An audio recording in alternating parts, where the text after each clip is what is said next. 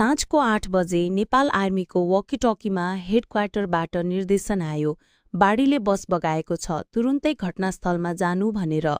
भारी वर्षाले गाउँका खोला नदी सबै भरिएको थियो, पहाडको खोला उर्लँदै आएको थियो अनि त्यसले यात्रु भरिएको गाडीलाई समेत बगाएको रहेछ।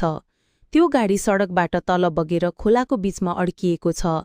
गाडीमा 8 जना मानिसहरू सवार छन्, महिला र वृद्धहरू पनि। नेपाली सेनाको रेस्क्यु टिम तुरुन्तै हेलिकप्टरबाट त्यस स्थानमा पुग्यो। तिनीहरूले तत्काल रेस्क्यु योजना बनाए।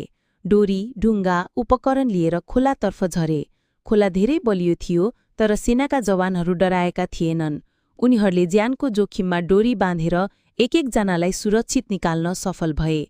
करिब 1 घण्टाको अथक प्रयासबाट सबैलाई सकुशल उद्धार गर्न सफल भए। सबै मानिसहरू सुरक्षित स्थानमा छन्।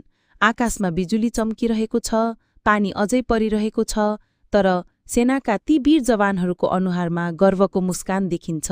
गाउँलेहरूले नेपाली सेनालाई हात जोडेर धन्यवाद दिए।